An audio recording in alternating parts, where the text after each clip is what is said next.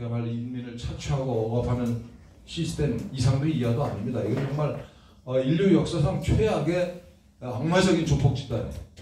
그래서 이 공무원 생활을 하면서도 이렇게 이 중국 공산당을 이제 관찰을 하다가 제가 마침 이제 파면을 당하고 나서 이 공자학원 이걸 추방을 하기 위한 이제 시민운동을 제가 시작을 했습니다. 공무원이 참 파면도 당해보고 이 시민운동도 하고 이 다양한 짓을 하고 있는데 이 조작해야 되는 이유 때문에 제가 앉아서 해야 될 것 같은데. 예, 그러겠습니다. 어떻게 보시죠? 예. 보십니까? 예. 저 공자학원은 뭐 전 세계 얘들이 다 깔아놨어요.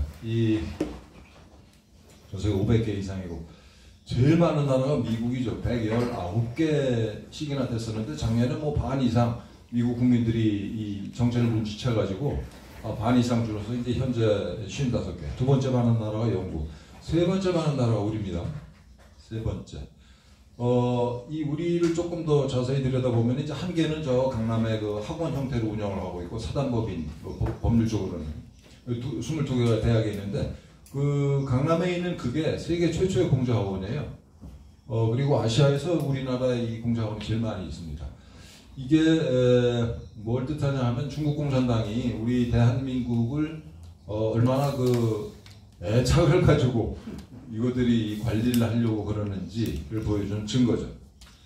공자학원 한마디로 말씀드리면 중국 공산당이 공자를 내세워서 세계적인 철학자로 알려져 있으니까 공자를 내세워서 공산주의, 특히 모택동 사상을 전파하고 중국의 부정적인 면은 다 가리고 긍정적인 이 면만 부각시켜서 전 세계 젊은이들을 세뇌시키려는 선전 첩보 공작기관이고 근로적으로 통일 전선 공작의 거점입니다. 이걸 거점으로 해서 별짓을 다 하고 있어요, 이것들이. 여기서 우리 뭐 다 선배님들이시지만 우리가 이 공산당을 사실은 잘 몰라요. 그런데 이 공산당은 있잖아요. 아까 말씀드린 것처럼 이 평등사회, 공산사회를 내건 엘리트 조폭들의 지배 체제 다름 아닙니다. 이거. 그 정체를 우리가 모르죠. 그러다 보니까 이것들이 독재를 해야 되고 독재는 반드시 부패하잖아요.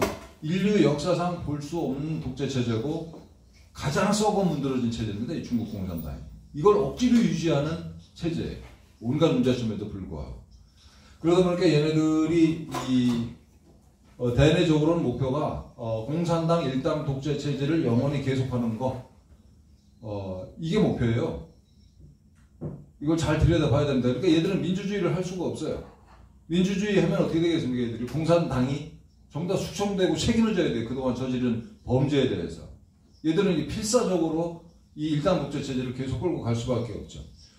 두 번째로는 그 공산주의라는 것 자체가 자본주의를 타도 대상으로 전제로 하는 사상 체계잖아요. 첫째 그렇고, 두 번째는 이 약점이 워낙 많은 시스템이라 이 공산주의라는 게 주변에 자유민주주의 국가가 존재한다는 것 자체가 체제에 대한 위협이에요. 이걸 한번 잘 생각을 해보십시오. 이 한반도로 좁혀서 얘기하자면은 우리는 북한이랑 공존하고 싶어도 북한은 우리랑 공존할 수 불가능한 거죠, 그게. 여러분이 김정은 집단이라고 한번 생각을 해보십시오. 지구상에 단 두 나라만 있어요. 남한과 북한. 근데 이 북한은 국민들을 잘 먹이지도 못하는 나라인데 독재를 해. 그것도 3대에 걸쳐서. 근데 이 번창하는 자유민주국 국가가 국경을 맞대고 있어요. 평화 공존이 가능하겠습니까? 불가능하죠. 원천적으로. 그래서 공산주의와의 공존은 불가능합니다. 이거. 왜냐하면 공산주의가 우리 그 자유민주주의 국가의 존재 자체를 견디지 못해요. 그리고 세 번째로는 이제 이 중국이 이게 심각한 게 중화민족주의. 이걸 2500년 이상 이거를 키워왔잖아요. 얘들이. 중화민족이 전 세계를 지배해야 된다. 라고 하는 이런 국수주의, 실효뽕에 절어가지고 이것 때문에 더욱더 공격적인 형태를 보이죠. 중국 공산당이 전 세계를 상대로 대단히 공격적이고 침략적입니다. 그래서 이 중국 공산당은 실제로 세계 재패를 목표로 하고 있어요. 이게 우리가 아니 어떻게 그럴 수 있냐 도저히 이해할 수 없는 건데 얘들이 실제 생각이 이렇습니다. 계속 말씀드리겠습니다만 이거 2017년도에 이 텐센트라고 하는 우리나라로 치면 이제 네이버급의 그 IT 기업인데 여기서 그 인공지능 채팅 프로그램을 만들었어요. 그 베이비큐인데 이 베이비큐한테 이제 오픈하는 날 그 오퍼레이터가 물어봤어요. 야, 공산당 만세부터 시작을 했어요. 그랬더니 이 베이비큐가 야 어떻게 그렇게 썩어 문드러지고 그 무능한 집단을 만세라고 부르냐. 아주 생뚱맞은 대답을 했어요. 그리고 굉장히 당황했겠죠. 그리고 오퍼레이터가 그 다음에 시진핑 집권 이후니까 너의 중국몽은 뭐냐 이렇게 정색을 하고 물어봤더니만 나 중국으로 이민 가는 거야. 세 번째, 야 좀 공산당에서 좀 좋은 말 좀 해다오. 나는 공산당이 싫다. 이게 인공지능이 답변한 거예요. 인공지능은 답변을 만들어내는 게 아니라 이 빅데이터를 걸러가지고 거기서 만들어낸 결론을 얘기한 거예요. 인공지능. 그러니까 이게 중국인들의 본심이에요. 이민 가고 싶다 미국으로. 중국 공산당은 무능하고 부패하고 공산당이 싫다. 중국 사람들의 저변에 깔린 생각이죠. 이 해프닝이 있고 나서 이제 베이비큐는 없어졌습니다. 이날 이벤트를 하고 이게 공산주의죠. 그렇기 때문에 공산당은 있잖아요. 부단히 이 내부적으로는 그 인민을 탄압하고 외부적으로는 그 자본주의 내지는 자유주의 국가를 침략해서 무너뜨리려는 공작을 태생적으로 할 수밖에 없어요. 이게 공산주의예요. 그래서 공산주의와의 공존을 얘기하는 것들은 둘 중에 하나죠. 첫째는 정말 무식하거나 둘째는 간첩이에요. 볼 것도 없습니다. 공산주의와의 이 공존은 불가능해요. 공산주의 자체 문제 때문에. 그래서 이게 중국 공산당의 이제 세계 정세 인식이에요. 여기 나오는 거는 제3자가 얘기한 게 아니라 중국 공산당 고위층이 얘기하는 거예요. 미국과 전쟁은 불가피하다. 이게 얘네들의 이 마음속에 깊이 뿌리박혀 있는 진심이죠. 시진핑을 비롯해서 중국 공산당 고위층이 다 이렇게 생각해요. 필연적으로 미국이랑 전쟁할 수밖에 없다. 이건 뭐 인간의 의지로 어떻게 할 수 있는 게 아니야. 이게 반드시 전쟁을 할 수밖에 없다는 게 얘들 생각이에요. 그리고 그 전쟁이 멀지 않고 임박했다라는 거죠. 그 다음에 이걸 전쟁을 하고 나면 중화세기가 온다. 그리고 저 유명한 투키디데스의 함정. 기존에 패권 국가가 있고 신흥 패권 국가가 있으면 둘 사이에 전쟁이 불가피하다라고 하는 세계 정치학의 고전, 명제. 이걸 얘들이 모를 리가 있겠어요? 자, 기존에 패권국 미국이 있어. 근데 중국 입장에서 우리가 계속 커야 돼. 미국을 무너뜨려야죠. 아까 말씀드린 내용입니다. 그래서 얘네들이 그럼 어떻게 이 미국을 무너뜨릴 것이냐. 초환전을 해야 된다라는 게 얘들이 내린 결론이에요. 초환전은 뭐 항우와 유방의 전쟁이 아니고 한계를 초월한 전쟁, 한계가 없는 전쟁을 해야 된다. 이거는 그 99년도에 그 해방군 문예출판사에서 나온 이 책 제목이기도 한데 차오리앙 왕샹수 이 당시 인민해방군 고위 장성 두 사람이 집대성한 책입니다. 이게 이 내용은 공산주의 역사가 이게 이 1917년부터 이제 러시아 혁명 성공으로부터 따지면 100년이 넘잖아요. 그 세계 각국의 공산주의 운동사를 통해서 배운 온갖 교훈 플러스 중국 이 손자병법이 언제 나왔습니까? 2500년 전에 나왔어요. 그러니까 2500년 동안 쌓여온 이 중국의 온갖 그 전략 전술 이걸 다 믹스해서 집대성한 책이 이제 초환전인 거죠. 초환전의 개념이 살벌한 게 이 전쟁 모든 분야가 다 전쟁터예요. 삶의 모든 영역이. 그리고 언제나 전쟁을 우리는 하는 중이다. 그리고 이 전사, 군인과 민간인이 따로 있는 게 아니고 온 국민이 다 전사다. 이게 이제 이 초환전의 개념이죠. 그리고 합법, 불법, 비합법 가리지 않고 쓸 수 있는 모든 수단을 쓴다. 예를 들면 펜타닐이라고 하는 아주 이 극랄한 성격의 그런 그 마약을 중국 공산당이 몰래 이게 미국에 수출을 해가지고 대량 수출을 해가지고 미국 젊은이들 중에 오염시킨다. 실제로 이게 하고 있는 거고 트럼프가 몇 번 공개적으로 경고를 했죠. 이게 이제 초환전의 일환인 거예요. 그 최근에 문제가 된 그 뭐 저위 주옥파를 비롯한 뭐 이거 중국 여성들의 이런저런 미인계 다 이 초한전의 일환인 겁니다. 그래 초한전을 조금 이제 구체적으로 들여다보면 이제 통일전선 전술이라는 건데 이거 통일전선 전술이 마치 우리는 중국 이 공산당 애들이 이제 이 가끔 쓰는 전술로 알고 있는데 공산당이 모름지기 평소에 하는 짓이 통일전선 전술이에요. 통일전선 전술의 내용은 뭐냐면 주적을 제외한 나머지 모든 세력을 규합을 해서 주적을 공격한다라는 게 통일전선 전술입니다. 아주 심플합니다, 이거. 이거 우파들도 본받아야 될 이 아주 중요한 전술인 거죠. 주적을 무너뜨리기 위해서 주적에 반대는 이견이 있지만 나머지 세력들을 다 규합을 해야 된다라는 이런 그 전술인데, 마오쩌둥이 이 중국 공산당의 3대 법보를 얘기했는데 3대 보물. 첫째는 당 그 자체, 두 번째는 인민해방군, 셋째가 통일전선 전술입니다. 그 정도로 공산당이라면 모름지기 이 통일전선 전술을 애지중지하고 중국인이 있는 모든 이 장소는 통전 공작이 진행되고 있다라고 보시면 틀림없어요. 이따가 이 구체적인 사례를 한번 보겠습니다. 이건 작년에 그 뉴스위크는 뭐 아시다시피 이게 보수 언론이 아닙니다. 이게 리버럴한 언론인데도 불구하고 이 뉴스위크에서 작년 10월 달에 그 미국을 전복시키기 위한 시진핑의 비밀 계획이라는 특집 기사를 실었어요. 중요한 기사죠. 왜 중요하냐면은 미국의 이 보수 진보를 막론하고 미국 사회가 중국을 어떻게 바라보고 있는가를 상징적으로 보여주는 기사예요.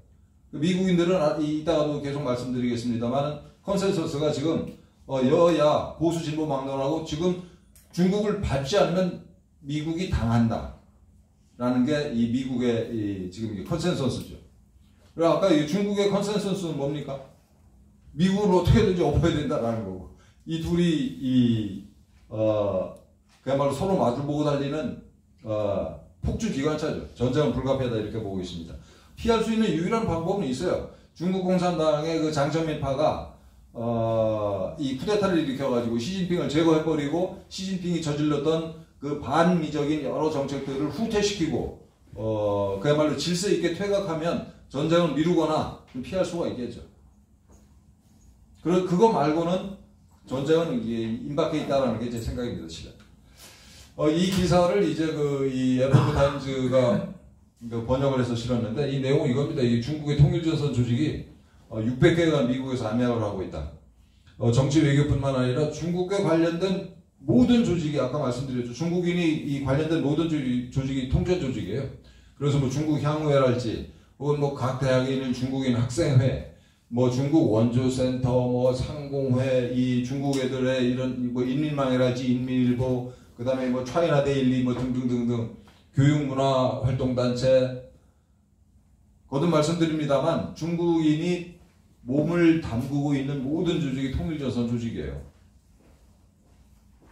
공작은 물론이죠. 이 자매도시라는 게 있는데 이 자매도시야말로 이 전형적인 통일전선 공작의 수단입니다. 자매도시를 맺어가지고 대표적인 게 이제 샌프란시스코랑 1980년대 얘기입니다. 이게 벌써. 이게 미국 최초로 이게 중국 도시랑 자매 결연을 맺은 게 샌프란시스코인데, 샌프란시스코랑 이제 상해랑 이게 자매 결연을 맺어가지고, 당시 샌프란시스코 시장이 지금 민주당 상원 의원인 다이앤 파인스타인이라는 여자예요. 그 여자를 삶아가지고, 이 파인스타인 상원 의원 부부의 재산이 지금 1조 원이 넘습니다. 그래가지고 그 이후에 이 파인스타인의 의정 활동을 보면 계속 중국에 특혜를 주자는 법안을 발의하고, 무역 관련해서 뭐 관세를 매기지 말자는 등, 뭐 특혜를 주자는 등 계속 친중적인 법안만 발의를 하는, 이 다이앤 파인스타인이 나중에 이 미국 상원 정보위원장도 합니다. 정보위원장 하면서 한 20년 동안 보좌관을 거느리고 있는데, 중국계 미국인인데, 이 친구가 이게 간첩질을 했죠. 중국 공산당이. 그 샌프란시스코는 사실은 그 인구의 20%가 중국인들인데, 샌프란시스코는 저는 이 중국 공산당의 해방구다 이렇게 보고 있어요. 이게 캘리포니아, 샌프란시스코가 포함된 이 캘리포니아주는 라틴계 이민들이 많잖아요. 그 라틴계 이민들은 투표 성향이 전통적으로 그 이민 정책에 노골은 반대한 그 민주당 편이에요. 그러다 보니까 이제 이 캘리포니아랄지 특히 샌프란시스코는 계속 민주당 출신 이제 의원들만 배출을 하는 거죠. 샌프란시스코 담당 전담 부서가 있다고 그래요. 중국 공산당이. 왜냐하면 샌프란시스코에 저 유명한 실리콘밸리가 있고 스탠포드 대학이 있고, 그러니까 이 21세기를 개척해갈 신산업의 요람이죠, 이게 샌프란시스코가. 그래서 중국 공산당이 엄청 공을 들이는데, 어쨌든 이 자매 도시라는 게 이제 전형적인 그 이 통일전선 공작의 형태 수단이죠. 이 재밌는 그럼 우리나라의 통전 공작이 어떤 식으로 이루어지냐, 뭐 별짓들을 다 하는데 하나 예를 들면 외교부 소관의 사단법인 한중 민간경제협력 포럼이라고 있습니다. 한중 민간경제협력 포럼, 이거는 2013년도에 중국에서 이제 만들어지고, 이 외견상으로는 중국과 한국의 기업들이 모여서 만든 그야말로 민간경제협력 포럼이에요. 이 포럼의 정관을 제가 한번 들여다봤어요. 정관. 중국 진출을 도모하는 한국 기업의 지원 사업. 그리고 나머지는 중국도 아니고 중화인이라고 표현을 했어요. 중화인. 중화인의 국내 투자를 어떻게 도와줄까 하는 사업들을 한다고. 특히 중요한 게 한국 내 차이나타운 설립 지원 사업을 하고 있죠. 여기서. 외교부 소속의 사단법인이 한중 민간경제협력 포럼이 차이나타운 건설 지원 사업을 목적으로 하고 있습니다. 다음에 이 CJ라는 그룹을 우리가 눈여겨볼 필요가 있어요. CJ는 CGV라고 하는 극장 체인이랄지, 뭐 식품, CJ 제일자단이죠. 물류, CJ 대한통운 등등이 CJ 소속의 거의 모든 기업들의 매출액의 20% 이상이 중국에서 발생해요. 이건 뭘 뜻하냐면은 CJ 그룹은 중국 공산당의 부탁을 가장한 지령을 거절할 수가 없는 회사예요. CJ 그룹 자체가. CJ 소속의 이제 이 케이블 방송이 뭔지 혹시 아십니까? 중화TV죠. 중화TV는 물론이고 TVN이라고 있어요. TVN. 예. TVN이 이 CJ 그룹 건데, TVN에서 계속 친중적인 드라마가 나와요. 보면 굉장히 위험한 기업이죠. 자, 그런데 있잖아요. 포천시의 차이나타운 문제가 됐다가 쑥 들어갔죠. 왜냐하면 시장이 얘기했어요. 이게 우리는 차이나타운 안 한다. 시장이 공개적으로 얘기했습니다. 근데 그럼 그 포천에 차이나타운 없어졌나? 하면 그게 아니고, 여기 보시면은 아까 말씀드린 중국 공산당의 통일전선 공작 조직인 한중 민간경제협력 포럼이랑 CJ 자회사가 뭘 만들어요? 스마트팜 빌리지. 자그마치 25만 제곱미터, 8만 평 정도 규모로 이걸 만듭니다. 포천이라고 하는 군사 전략적으로 중요한 요충지에 이런 첨단 IT 시설이 들어가는 거예요. 그 배후에는 중국 공산당 명령을 들어야만 하는 CJ그룹이 있고, 또 하나는 통전조직 한중민간경제협력 포럼이 있고. 포천에 이 차이나타운이 없어졌습니까? 더욱더 살벌한 형태로 건설되는 거죠. 그러니까 이런 식으로 애들이 들어오고 있어요. 또 뭐 인민일보 같이 인민망이 어떤 식으로 이제 그 나라에서 공작을 하는 건 이번에 그 주옥파 조 의보의 이제 행적을 통해서 이게 다 드러났고, 그 다음에 해외 언론도 다 매수를 해요. 그 대표적으로 이제 중국 공산당에 매수된 언론이 소위 이 미국의 메인스트림 미디어입니다. CNN, 뉴욕타임스, 워싱턴 포스트, ABC, NBC, 블룸버그 통신 다 중국 공산당에 그야말로 코가 꿰어 있는 집단이에요. 그 걔들이 어떤 식으로 이거 언론인들이 뭐가 아쉬워서 중국 공산당의 말을 듣는 이런 그 꼭두가시가 됐을까? 이 언론사들 뒤에는 이게 모기업들이 다 있는데, 모기업들이 다 중국에서 비즈니스를 합니다. 네. 그래가지고 이들 그 미국의 소위 메인스트림 미디어가 다 이게 친중 그 기사라고 할 수도 없는 기사들을 이렇게 줄기차게 싣고 있죠. 지난 대선 과정에서는 근거 없이 트럼프를 비난했고, 이런 그 메인스트림 미디어가 아주 단적인 예를 들면 CNN 같은 경우에는 그 우한 폐렴을 다루는데 중국 정부가 참 우한 폐렴 핸들링을 잘하고 있다. 근데 트럼프는 형편없다. 이런 기사를 줄기차게 내보냈어요. 그 배후에는 돈이 있죠. 그리고 영화, 연예, 게임 산업 다 이 중국 공산당이 장악을 했습니다. 요즘에 이 헐리우드에서 나온 영화들 보면은 중국인이 영웅으로 등장하는 장면이 많아요. 최고의 순간에 인류가 위기에 처했을 때, 이 중국의 예를 들면 중국의 우주센터가 이렇게 도와줘가지고 뭐 해성 충돌을 막는달지 뭐 이런 장면들이 많습니다. 이게 이 헐리우드 영화사가 다 중국 공산당 눈치를 보고 있어요. 왜냐하면 헐리우드 영화의 이 제작을 하면은 그 매출액의 반을 중국에서 거두는 지금 구조예요. 이 세계 영화 시장 구조가. 세계 영화 시장의 반을 중국이 차지하고 있기 때문에 헐리우드 영화사들이 아예 제작 단계에서부터 중국 공산당 눈치를 봐요. 자가검열을 하는 거죠. 그 반중적인 제작자랄지 배우랄지 무슨 시나리오 작가랄지 애들은 전부 다 직업을 잃었습니다. 영화 출연을 못하는 거예요. 공작원 뭐 아까 말씀드린 바와. 그래서 저도 이제 유튜브를 하는데 이 변방의 북소리라고 하는 유튜브인데 여기에 이 편이 바로 이겁니다. 그 주류 언론이 중국 공산당의 나팔수가 된 이유 제가 아주 자세히 설명을 해놨고요. 아까 말씀드린 것처럼 헐리우드가 어떻게 중국 공산당의 손아귀에 이렇게 올려졌는지. 아까 이제 CJ 그룹 얘기를 했는데 CJ뿐만 아니고 이 텐센트를 통해서 중국 공산당이 우리나라 이 IT 기업, 엔터 산업, 그 다음에 게임 산업에 광범위하게 침투해 있어요. 여기 보시면 텐센트가 주로 이제 카카오 계열사를 많이 침투해 있고, 넷마블이라고 하는 회사는 비즈니스 모델이 우리 게임을 중국에 이렇게 갖다가 이제 그러니까 우리 게임의 중국 소위 진출을 중개하고 또 중국 게임을 이게 한국에 가져와서 이제 팔고 이런 사업을 하는 회사인데, 텐센트의 국내 대리점이다 이렇게 보시면 되는 회사입니다. 이 넷마블에도 이제 텐센트가 지분 투자를 이렇게 하고 있고,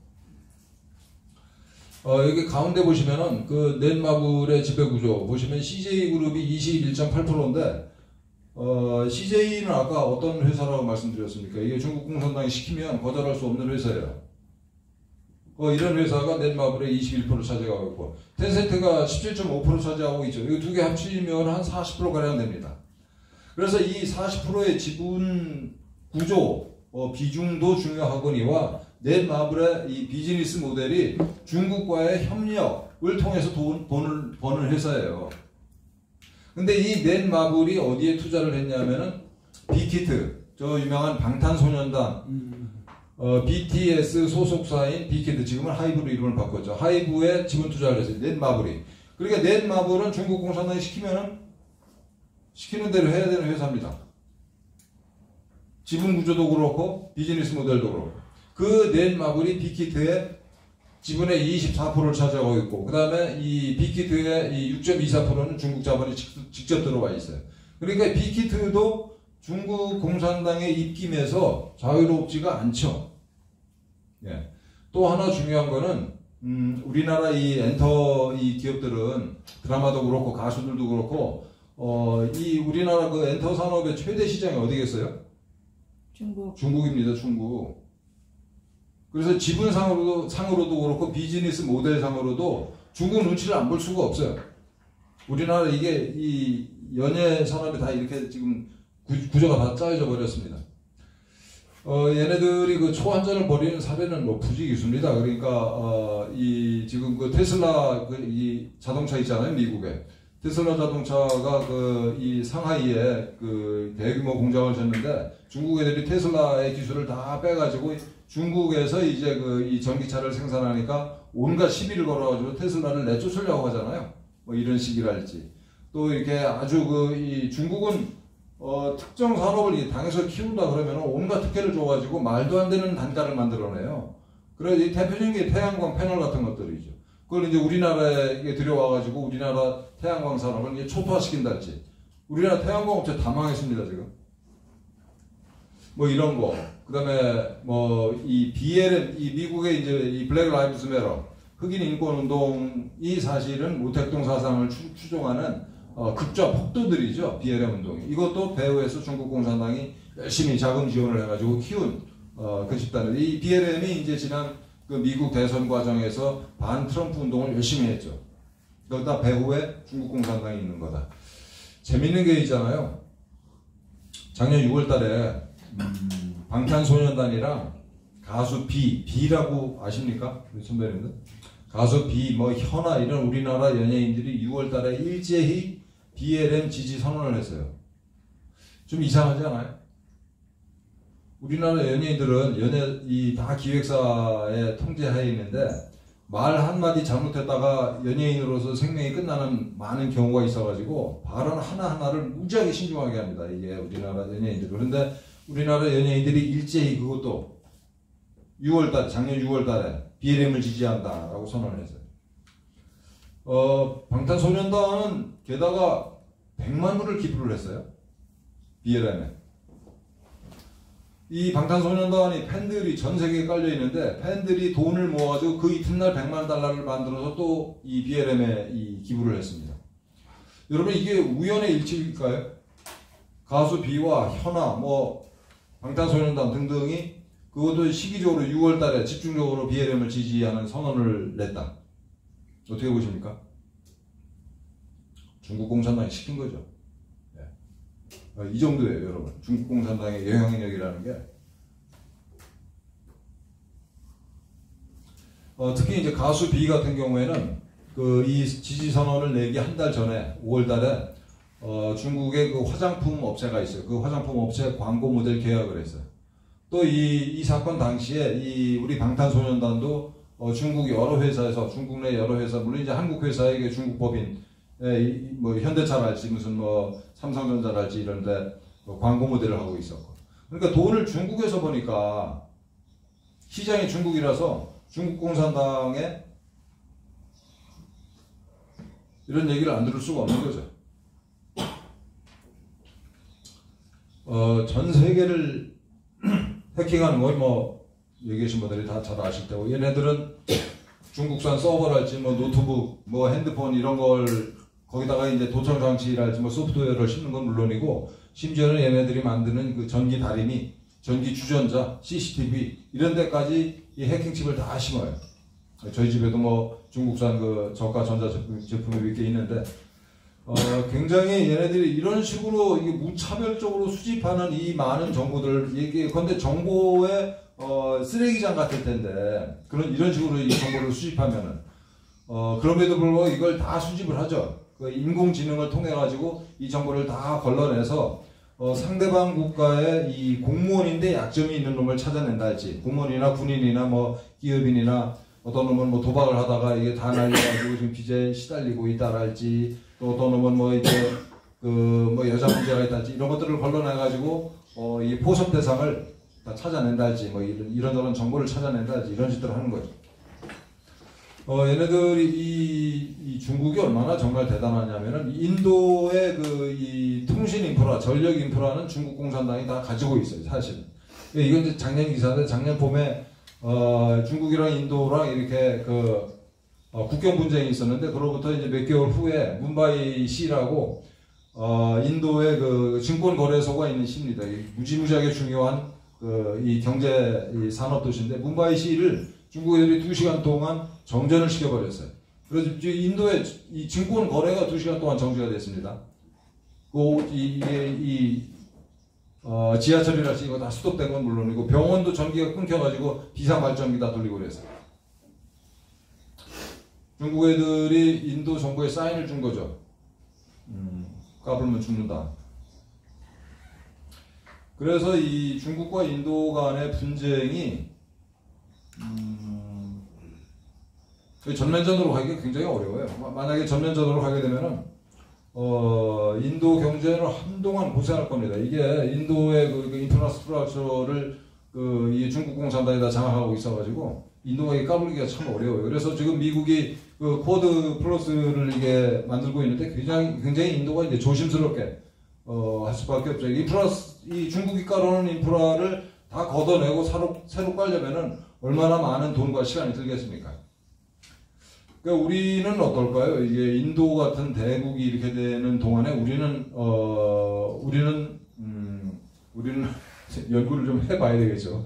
근데 이제 최근에 나온 기사, 휴전선에 깔아놓은 그 CCTV가 이제 중국산이었다.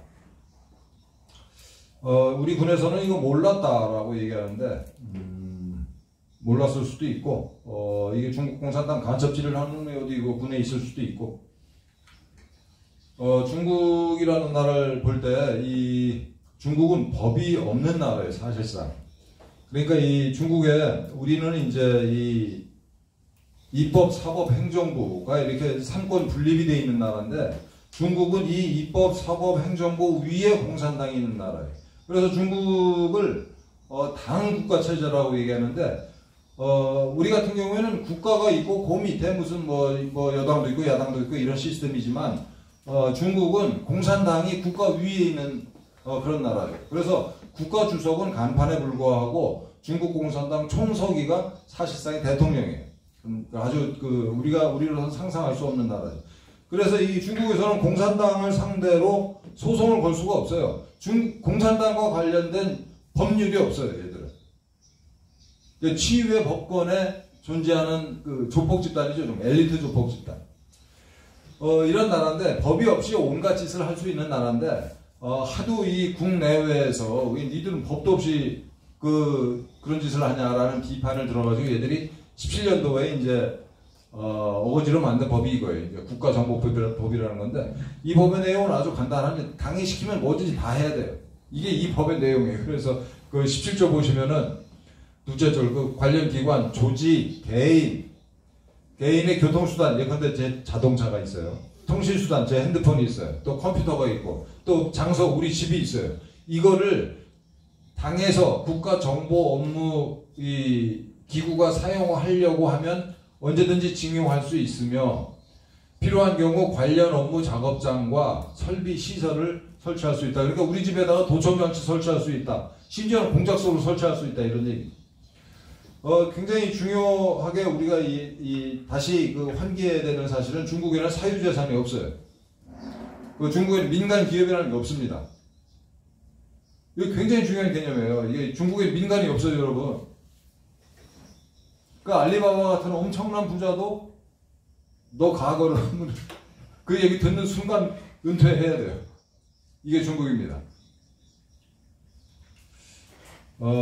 아주 중요한 개념이죠. 그래서 우리나라에 나와 있는 모든 중국인들은 요원이다 이렇게 보시면 정확해요. 그래서 이 교회에 출석하는 그 중국 교포들 그 사람들의 미션이 뭐냐면 그 교회에서 선교사를 중국에 어디로 보내는가 그거 파악해가지고 보고하는 그 사람들 미션이에요. 그리고 여기 식당에서 일하는 아줌마들, 요양원에 가 있는 아줌마들 등등이 한 달에 한 번씩 개한다고 이 자리를 뜨는데 그게 모여가지고 그동안 그 수집한 정보 보고하고 지침을 받고 그런 모임을 한답니다. 그래서 거듭 말씀인데 이 중국은 우리랑 매우 우리가 상상할 수 없는 시스템의 나라예요. 중국에 민간이라는 게 없고 다 이 당의 지령을 따라야 하는 공민만, 개들말로 공민만 존재하는 나라. 그럼 공자학원은 그럼 뭐냐? 이게 이제 오늘의 본론으로 들어가서 이 통일전선 공작의 거점입니다. 아주 간단해요. 그래서 이 역대 중국 공산당이 이 공자학원을 얼마나 애지중지하냐면은 이 고위층이 해외 순방을 하면은 꼭 이 공자학원을 가서 힘을 실어줘요. 이 공자학원을 처음 만든 사람이 누구냐면은 정치국원을 여기만 통전부장이에요. 이게 이 중국 공산당은 핵심 조직이 한 3개 정도 되는데 하나는 이제 중앙조직부라는 게 있고 그 다음에 또 하나가 이제 선전부라는 게 있고 그리고 또 하나가 통일전선공작부. 이 3개가 어느 나라나 공산당을 이게 떠받치는 조직이죠. 김여정이도 이제 북한에서 이 보직이 왔다 갔다 하는데 둘 사이에서 왔다 갔다 하죠. 하나는 선전부 부부장, 또 하나는 조직부 부부장, 플러스 통전부. 이 3개가 이제 이 공산당을 떠받치는 핵심 기둥인데, 통전부 부장 출신이 유엔둥이라는 사람이 이제 설립을 했습니다. 여러분, 중국 공산당 정치국원이 얼마나 높은 자리냐면, 성장들 있잖아요. 성장들 중에도 정치국원인 사람이 있고 아닌 사람이 있어요. 그래서 이제 예를 들면 북경 같은 게 베이징 같은 경우에 직할시거든요. 거기나 텐진 또 충칭 이런 데 이게 상하이 이 4개 직할시가 있는데 4개 직할시 시장들이 간신히 이제 그 정치구원이고 여러분들 이 왕이 외교부장 아시죠? 왕이 외교부장이 그 문재인이를 만나면 마치 아랫사람 이렇게 만나듯이 툭툭 치고 그러잖아요. 왕이가 정치구원 됐을까요? 못 됐을까요? 왕이 같은 고위층도 아직 정치구원이 아니에요. 그 정도로 정치구원이 막강한 자리인데 그 정치구원들이 직접 관리하는 데가 이 대를 이어가면서 바로 이 공자학원입니다.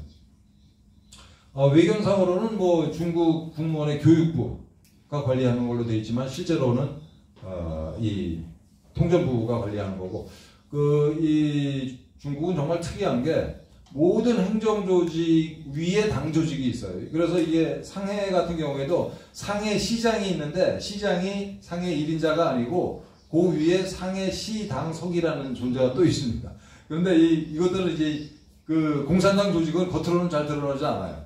그러니까 이 드러나는 거는 왕이 외교부장 뭐 상해시 시장 무슨 이런 자들이 돌아다니지만 실제로는 국민들 눈에 띄지 않게 공산당이 모든 걸 통제하고 관리하는 시스템이죠.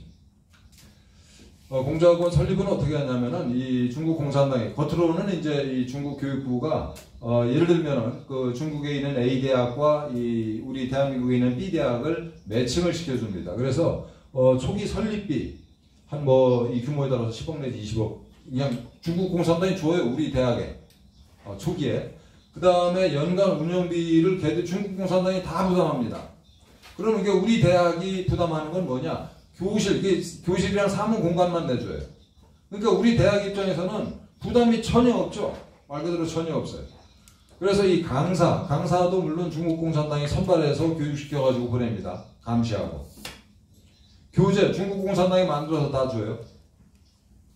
교육과정 일체를 중국이 관리하는 거죠. 그러니까 우리 대학뿐만 아니라 공자학원을 수용한 대학은 공자학원 운영, 특히 이제 커리큘럼과 관련돼서는 일체의 발언권이 없어요. 그러니까 중국 공산당이 하고 싶은 말을 다 하는 거죠. 우리 애들한테. 그럼 뭘 가르치냐? 이 공산주의, 모택동이 그 중국을 정말 살기 좋은 나라로 만들어 놨다. 그리고 중국은 번창하는 승승장구하는 나라고 미국은 망해가는 나라다. 뭐 이런 얘기를 하는 거죠. 이게 모택동이 지은 시 양성대회 같은 거 하고, 그래서 은연중에 이제 모택동 사상을 주입을 하는 거죠. 그리고 이제 중국의 약점, 중국의 치부는 철저히 가리죠. 대표적인 게 이제 저 위구르의 그 민족말살 정책이랄지, 홍콩 민주화운동이랄지, 이 89년도에 천안문 사태랄지, 대만 문제랄지, 뭐 이런 것들은 철저히 가리죠. 그래서 이 중국이라고 하는 엄청난 쓰레기 더미가 있는데 거기 이제 쓰레기 더미에도 꽃이 필 수가 있잖아요. 그렇죠?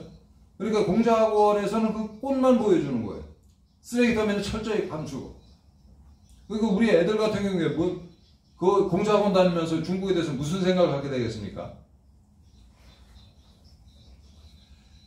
그래서 이 노골적으로, 어떤 사람들은 이런 얘기를 해요. 야, 나 이거 공자학원 다니는데 이 중국 공산당 선전하는 거 그렇게 못 들었다. 바보 같은 소리죠. 쓰레기 더미를 못 보고 그 쓰레기 더미 한 구석에 있는 그 꽃만 보고 중국이라고 생각하는 거예요. 그러면서 공자학원에서 내가 뭐 크게 잘못된 얘기 못 들었다. 이런 멍청한 소리를 하는 거죠. 공자학원이 무서운 거는 얘네들이 이제 대학에 자리를 잡으면은 그 대학 주변을 다 적화시킵니다. 예를 들어서 이제 주변에 초, 중, 고등학교에 공자교실이라는 프로그램을 열어요. 그래서 강사들을 파견해가지고 공자학원에서 대학생들한테 가르쳤던 그 내용을 애들한테 가르치는 겁니다. 그 다음에 지역 주민들을 대상으로 해서도 이제 비슷한 프로그램을 운영하고, 그 다음에 우리 초중고등학교 교장들을 삶았어요. 조직적으로. 그래서 초중고등학교 교장 선생님들이 공짜로 이게 중국에 관광 가가지고 접대 받고 그러면은, 그리고 이제 중국이 보여주고 싶은 것만 보여주죠. 예를 들면 상하이의 그 눈부신 빌딩들 뭐 이런 것들 보고 와가지고 이제 사상적인 친중파가 아니라 정서적인 친중파가 되는 거죠. 야, 중국이 정말 놀랍게 발전했다. 우리 이제 중국에 줄 서야 된다. 이따 생각을 갖게 만드는 거죠. 그리고 이제 한국에 중국어를 가르치는 선생들을 얘들이 이제 이 공자학원이 조직적으로 관리를 하고 있습니다. 얘들이 장악을 다 했어요. 이건 하나의 예를 들면 이제 17년도 기사인데 2017년 벌써 몇 년이 4년 전 기사인가요?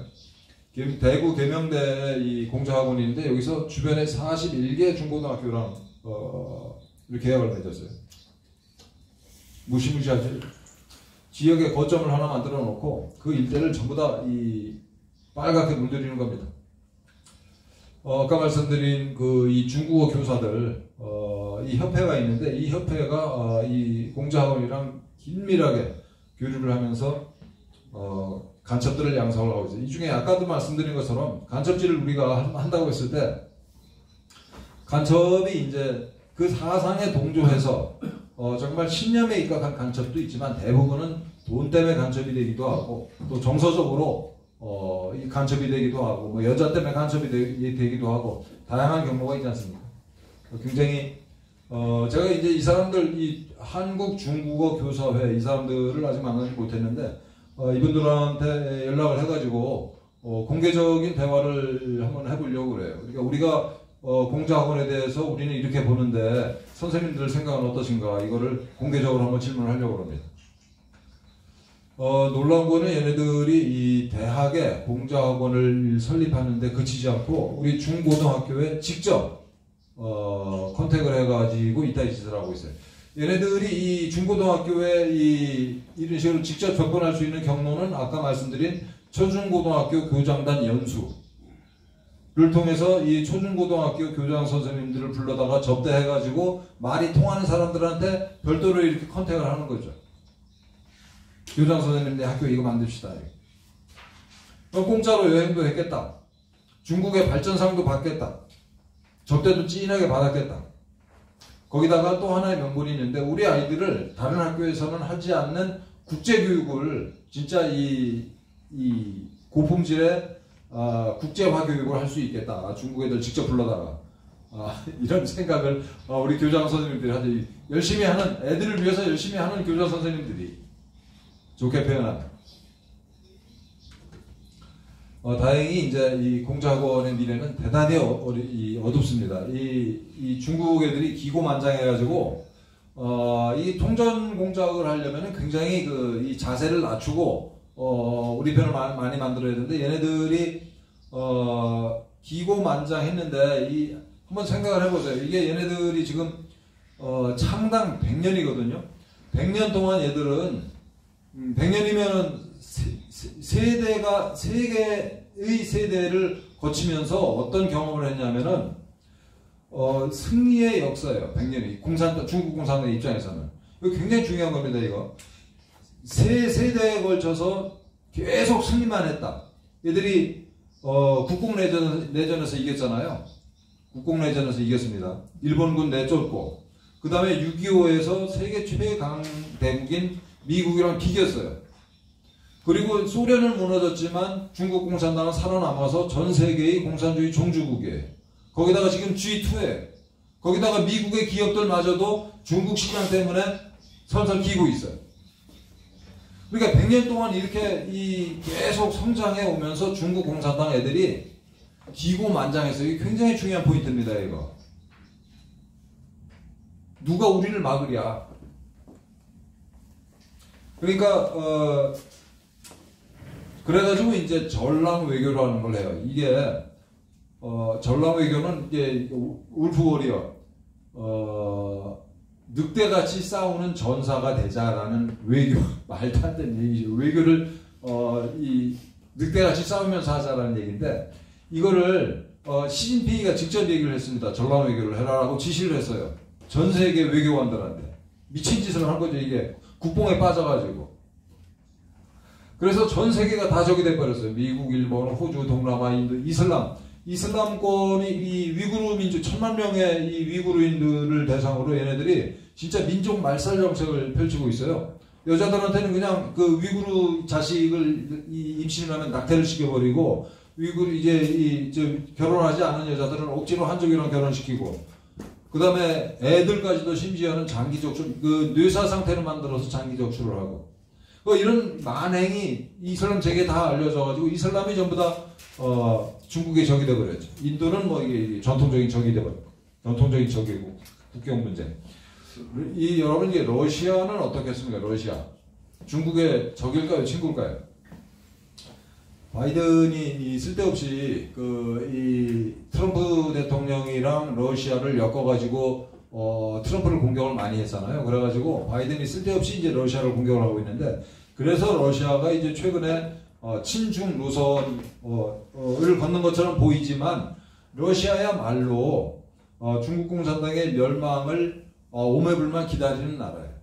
왜냐면은 러시아는 국력이 확 줄어들어가지고 미국의 뭐 텍사스 정도의 국력밖에 안 돼요. 지금 국력이 작고, 그 다음에 인구가 한 1억 4천 됩니다. 이게 이 중국의 뭐 10분의 1이고, 그 다음에 그 인구가 다 유럽 쪽에 몰려 살고, 극동지방은 사실은 비어 있어요. 그 비어 있는 그 극동을 중국인들이 야금야금 침투해 가고 있습니다. 그래서 러시아는 이 극동지방을 중국 놈들한테 뺏길 것 같다라는 두려움에 지금 사로잡혀 있어요. 그래서 러시아도 중국의 적입니다. 그래서 전 세계에서 중국은 진짜 자기를 뺀 나머지를 다 적으로 만들었어요. 그런데 재미있는 거는 얘네들이 기고만장해가지고 굉장히 위험한 상황인데 기고만장해가지고 계속 전선을 확대해 나가고 있는 거죠. 삽질을 계속하고. 미국이 이제 바이든이 집권하면서 걱정을 많이 했었는데 이따가도 말씀드리겠습니다만 미국 사회 전체가 컨센서스가 이거예요. 지금 중국을 밟지 않으면은 미국이 당한다. 바이든이 친중할 수 있는 여지가 거의 없어요. 이 전라외교 시진핑이 시킨 건데 이런 한심한 발언을 이게 작년 5월달 기사입니다. 이거 환95 글로벌 타임즈라고 그래가지고 중국 공산당의 이제 그 영어 매체인데 거기 편집장이 이렇게 얘기했어요. 호주는 항상 시끄럽다. 그래서 중국의 신발 밑에 붙은 씻던 껌처럼 느껴진다. 이거 공개적으로 한 발언입니다. 가끔 돌을 찾아서 문질러줘야 된다라고 호주 사람들한테 얘기를 했어요. 지금 중국 공산당 지도부가 얼마나 망상에 빠져 있는가, 국뽕에 절어 있는가를 적나라하게 보여주는 기사죠. 그 다음에 이 호주 주대, 이 중국 대사놈도 이런 얘기를 했어요.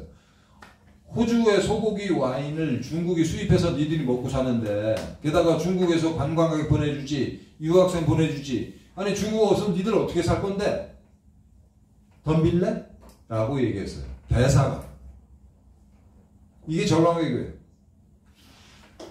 이거는 이게 금년 3월 기사인데, 프랑스의 전략연구재단 소속의 연구위원한테 미친 하이에나다. 어린 불량배다. 뭐 이런 얘기를 프랑스 주재 중국 대사가 했어요. 겁대가리를 완전히 상실한 거죠. 얘네들이 이성을 완전히 상실했어요. 또 이거는 이 슬로바키아라는 나라의 이제 이 중앙 유럽 아시아 연구소 소장한테 이 슬로바키아 공자학원 원장이라는 놈이 이메일을 2번 보내가지고 너 밤에 잠이 오냐? 밤길 조심해. 라는 이메일을 보냈어요. 자, 이게 여기서 그치는 게 아니고 아까 말씀드린 것처럼 시진핑의 지침이에요. 전략 외교를 하라. 외교만 이런 식으로 하는 게 아니죠. 모든 짓을 이렇게 해요. 이게 대표적인 게 저 남중국해의 이 영유권을 주장할 수 없는 환초를 점령해가지고 거기다 시멘트 들이붓고 이거 우리 땅이다. 그리고 이것도 전부 다 우리 바다야라는 깡패 짓을 하고 있잖아요. 그리고 대만을 상대로 언제든지 쳐들어와서 점령하겠다 이런 얘기를 공언을 하고 이런 얘기를 계속 중국인들한테 하고 있어요. 근데 여러분 있잖아요. 관성이라는 게 있잖아요. 관성은 이게 물질만 관성이 있는 게 아니고 한 사회나 심지어 개인, 국가도 관성이 있습니다. 이게 국가가 지금 아까 말씀드린 것처럼 중국 공산당 창당 이래 100년 동안 승리의 역사를 쭉 달려왔고 지금 중국이 세계 최고를 향해서 달려가고 있어요. 걔들 머릿속에. 이 관성을 어떻게 이건 돌릴 수 있겠습니까? 못 돌려요. 제가 보기에. 이 관성을 돌리려면은 시진핑을 죽여 없애야 돼요. 그런 특이한 사태 아니고서는 이 관성대로 달려가다가 미국이랑 전쟁할 것이다. 곧. 이게 제가 이제 국제 정세를 보는 시각입니다. 아까도 말씀드린 것처럼 미국인들은 전부 다 돌아섰어요. 이 중국에 대해서 적대적인 그 의견을 가진 사람들이 67%, 긍정적인 생각을 가진 사람들은 뭐 11%에 불과하고 20%는 뭐 중립. 여야 막론하고 이제 이 중국이 심각한 문제가 있는 나라다. 컨센서스가 이루어져 있고. 캐나다 역시 마찬가지입니다. 위구르 그 민족 말살 정책에 대해서 결의안을 냈고, 만약에 이게 위구르 인권 문제가 개선되지 않으면은 베이징 올림픽 2022년 베이징 올림픽 이 보이콧해야 된다라는 결의안을 냈어요. 정말 제가 굉장히 놀란 거는 이 조선 군바사 사태인데 바로 이제 3월 달에 있었던 일입니다. 요게 2번 방송하고 우리 그 시민들이 들고 일어나가지고 2번 방송하고 문을 내렸어요. 문을 닫았죠, 이게. 이 조선구마사는 일각에서 오해하고 있듯이, 예를 들어서 중국산 먹거리를 갖다 놨다 할지, 무슨 이 중국 풍 옷을 입은 애들이 등장했다 할지, 이게 문제가 아니고, 이거는 철저하게, 여기 등장하는 모든 소품들, 스토리 라인, 대사, 이 모든 게 철저하게 중국의 입맛에 맞추어서 제작된 방송입니다, 이거. 이거 한두 장면이 문제가 된 게 아니고 드라마 자체가 정말 문제가 많은 이게 작품이에요. 이걸 만든 그 박계옥인가 하는 그 친구가 간첩이라고 저는 보고 있어요. 근데 그 친구가 만든 다른 작품이 아까 말씀드린 CJ의 자회사 TVN에서 방송 예정이 되지. 이런 식입니다. 어쨌든 이거를 우리가 2번 방송하고 문을 닫게 만들었다는 건 정말 가뭄 속에 한 줄기 비다. 저는 이렇게 생각을 하죠. 이 여론조사를 보면 우리 한국인들이 80% 이상이 이 중국이 위험한 나라다라고 생각을 하고 있어요. 정말 천만다행이죠. 그래서 잊어버릴까봐 말씀드리면, 이게 중국 공산당은 여야를 막론하고 다 포섭을 합니다. 이게 그래서 우리나라도 민주당은 물론이고 이쪽 국민의힘 당도 중국 공산당 간첩이 많을 것이다. 이렇게 확신해요. 가장 단적인 예를 들자면 김두관 의원 같은 경우, 민주당의 김두관 같은 경우에는 재산이 얼마 되지도 않는 사람이 아들은 영국에 학비 비싼 영국에 5년 동안 유학을 보냈는데 그 자금 출처가 불분명하고, 더 심각한 거는 딸내미가 인민대학을 다녔어요.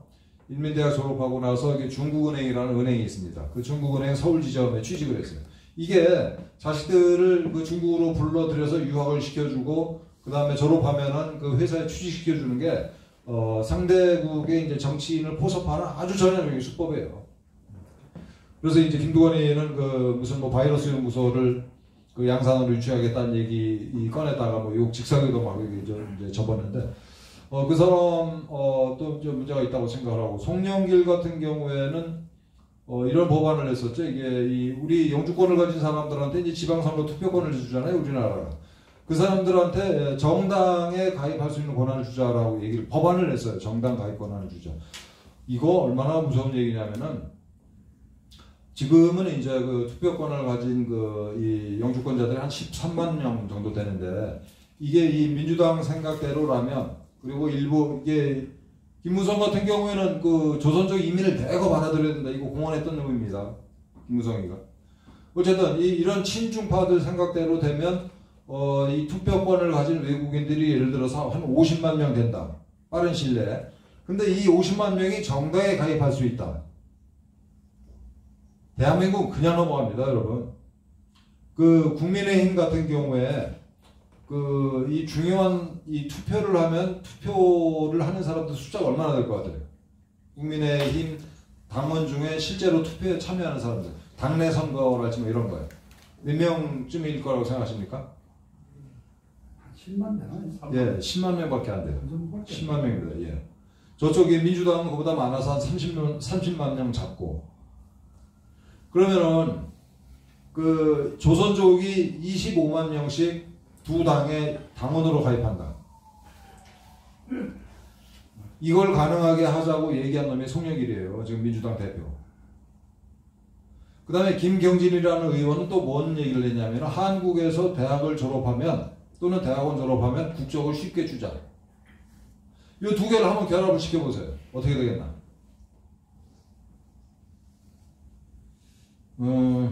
그리고 이 중국에서 돈을 벌었다라는 거는 무슨 뜻이냐면 중국에서 돈을 많이 벌었다. 무슨 뜻이겠습니까, 여러분? 중국 공산당의 비호를 받았다는 뜻이에요. 중국 공산당의 부탁을 들어야 된다는 뜻이에요.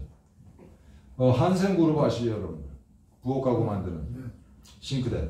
한생그룹 회장이 중국에서 돈을 엄청 벌어가지고 한 4,200억 정도를 우리나라 모 단체 만드는데 그냥 줬어요. 희사. 그리고 그 단체 운영에 일체 관여를 안 합니다. 4,200억. 그거 가지고 만든 게 뭔지 아세요? 여시제. 여시제입니다. 여시제.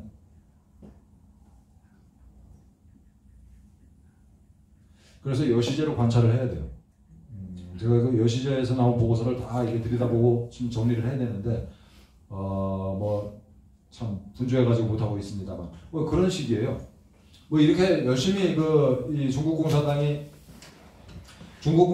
또 이 공작에 유리한 것 중에 하나는 얘네들이 사람이 워낙 많아가지고 어느 분야나 인해 전술을 해요, 얘네들. 그러나 그럼에도 불구하고 얘네들은 이 절벽으로 향하고 있다는 게 이제 제 확신입니다. 우선 내부적으로 너무 문제가 많아요. 아까 베이비큐 생각나십니까? 중국 사람들은 중국 공산당의 겉으로는 시키는 대로 다 해요. 지금 뭐 이렇게 국뽕에 젖은 것처럼 뭐 다 하고 그러는데 내심은 중국 공산당의 뭐 정말 말로 다 하기 어려운 부패, 독재에 대해서 그 분노, 혐오가 이제 극에 달해 있고 빈부격차, 돈격차, 뭐 부채, 부실 문제랄지 소수민족 문제랄지 내부적으로 정말 심각한 문제죠. 그래서 이걸 찍어 누르려고 얼마나 신경을 쓰겠습니까? 그러니 CCTV를 인공지능과 결합한 CCTV를 전국에 깔아가지고 사람들의 표정까지 다 감시하는 거 아니에요? 사회 신용 이 점수제 같은 거 만들어가지고 좀 문제가 있겠다 싶은 사람들은 비행기도 못하게 만들고 정말 엄청난 감시 사회죠. 그러니까 인류가 탄생한 이래 최악의 깡패 집단이에요, 이것도. 자, 이런 문제가 있어가지고 내부적으로 굉장히 취약하다. 거기다가 그동안 이제 이 중국을 오늘날까지 키워온 게 사실은 미국이잖아요. 미국을 자기네 나라를 비롯한 전 세계에 이제 시장을 제공을 해줬죠. 그 다음에 그 자본 투자를 중국 본토에 엄청 해가지고 거기를 중국을 세계 시장으로 만들어줬는데 트럼프 때 시작해서 바이든 정부도 계승하고 있는 게 글로벌 서플라이 체인, 세계 공급망에서 중국을 아예 왕따를 시키겠다라는 게 미국의 지금 정책이에요. 중국이 얼마나 견디겠습니까? 그 다음에 군사적으로 정치적으로는 포드 플러스를 해가지고 그야말로 중국을 뺑뺑 돌아가면서 아까도 말씀드린 것처럼 러시아는 지금 이게 바이든 때문에 삐져가지고 중국을 편드는 척하고 있지만 기본적으로 반중이 러시아는 뺑뺑 돌아가면서 이제 이 중국을 포위하고 있죠.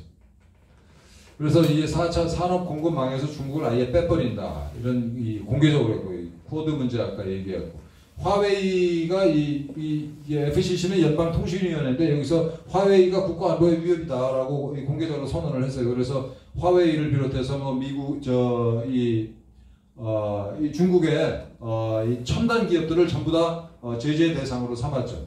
그래서 이제 이 반도체 공급을 이게 중국이 아예 반도체를 못 만들게 그다음에 이제 중국으로 반도체 수출도 못하게 이렇게 이제 정책을 정해놨어요.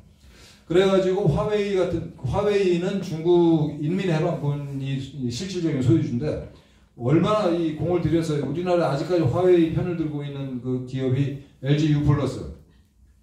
이것들은 아직도 화웨이 장비를 쓰고 있죠. 그래서 이 공정하고는 추방운동이 이제 궤도에 오르면 그 다음에 LG U+ 그 불매운동을 제가 하려고 해요. LG U+는 무슨 사연인지 모르겠는데 이게 화웨이가 이 영업을 하는 나라랑은 이 IT 협력을 하지 않겠다는 게 미국 입장이에요. 그래서 LG U+가 계속 화웨이랑 이렇게 사업을 같이 하면은 세계적으로 재편되고 있는 이 국제 경제, 기술 경제 시스템에서 우리가 왕따가 될 수가 있습니다. 이거 정말 LG U+는 정말 역적질을 하고 있는 거예요, 지금.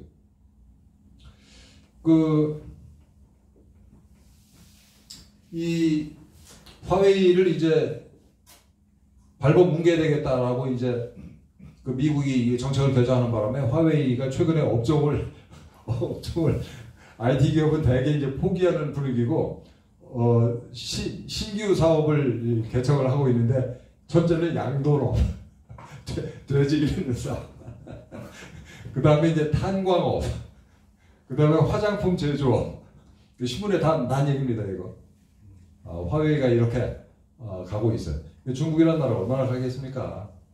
반도체 없이 중국이 뭘 하겠어요?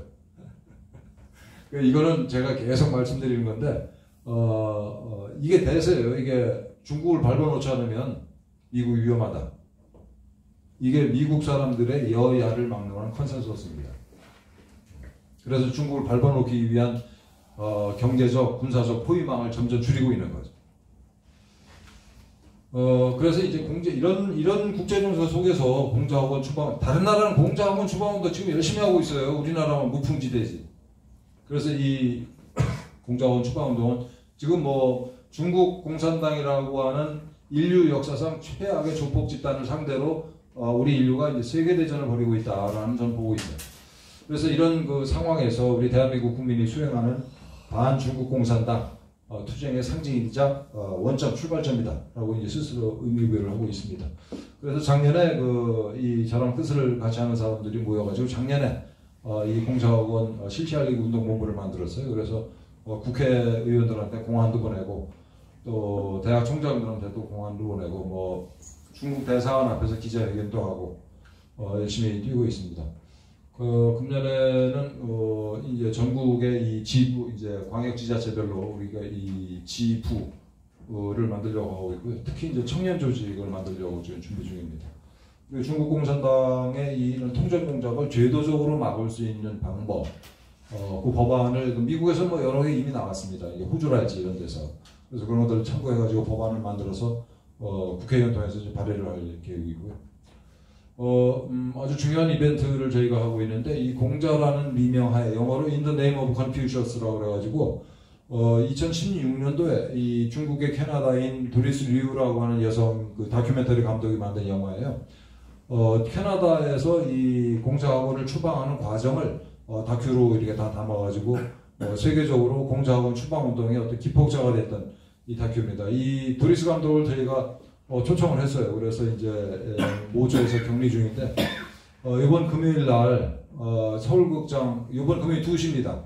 서울극장에서 한국 초연을 하려고 그래요. 그래서 여기 계신 분들 좀 꼭 좀 와주시면 좋겠습니다. 부탁을 드리겠습니다. 이번 금요일 날 2시 이 상영을 시작으로 해서 전국으로 저희가 이제 순회하면서 이 상영회를 열 계획이에요. 심지어는 제주도까지 합니다, 우리가. 저희가 사실은, 사실 일을 하는 사람들은 몇 안 돼요. 굉장히 좀 벅찬 일을 벌였는데, 이 선배님들께서 좀 응원해 주시기를 부탁을 드립니다. 이번 금요일 2시입니다, 서울극장. 그래서 우리 젊은이들 내지는 이제 그 학부모님들한테 이 얘기를 꼭 해주고 싶어요. 여러분들도 이 얘기를 좀 전파를 해 주십시오. 공자학원 다녔다는 게 나중에 낙인이 됩니다, 낙인. 예? 중국이라는 나라가 지금 본 것처럼 그거 얼마나 가겠어요. 중국과 아무리 잘해도 중국이랑 비즈니스 할 수 있는 기회 자체가 줄어들어요. 왜냐면 중국이라는 나라 자체가 허물어지기 때문에. 그러면 이제 중국이랑 비즈니스 하면서 돈을 벌 수 있는 그 기회가 뭐가 있겠습니까? 중국 공산당 간첩질하는 것만 뭐가 있겠어요? 그래서 이게 낙인, 불도장이 찍히는 거다, 이게. 지금 빨리 탈출하기를 이 자리를 빌려서 우리 공자학원 다니는 학생들이나 학부모님들한테 강력하게 권합니다. 그렇습니다. 예, 거듭 말씀드리는데 오늘 드릴 말씀들을 좀 자세히 제가 이렇게 편을 나눠가지고 다 이게 제 유튜브에 올렸어요. 예, 하늘이 반드시 중국 공산당을 무너뜨릴 거다. 박상우의 문명개화 TV에서 최근에 여름도 안 됐는데 중국의 온갖 기상이변이 지금 벌어지고 있잖아요. 하늘이 중국 공산당을 무너뜨릴 거다. 곧 이렇게 생각합니다. 마치겠습니다. 고맙습니다.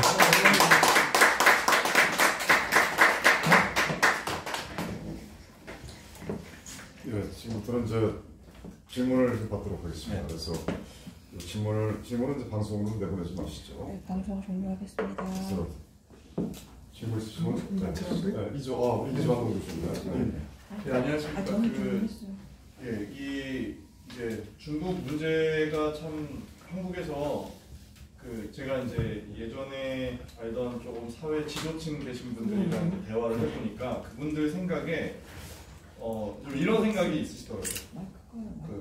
지난 과거를 돌아보니 중국은 항상 강국이었다. 그러니까 약간 그 습성에서 또 지금 비록 중국은 뭐 미국에 밀려있지만 언젠간 강국이 될 거야. 이런 약간 막연한 그 역사를 통해서 어떻게 보면 잘못된 교훈을 갖고 계시다 보니까 좀 지도층이 되고 좀 상위층이 될수록 뭔가 중국에 대해서 애매한 입장을 취하시는 분들을 제가 많이 만났었거든요. 누구에게 메시지를 전송할까요? 그래서 이제 그때 제가 생각했던 게 여러분들이 거기 아이디어 찍은 측면에서 뭐 그런 얘기를 했던 게 그럼 중국 자체를 함께 부정해버리면 좀 심장이 약한 사람들이 이 운동에 동참을 못하다 보니까 중국과 중공을 분리를 해서 중공과 중국이 싸우게 만드는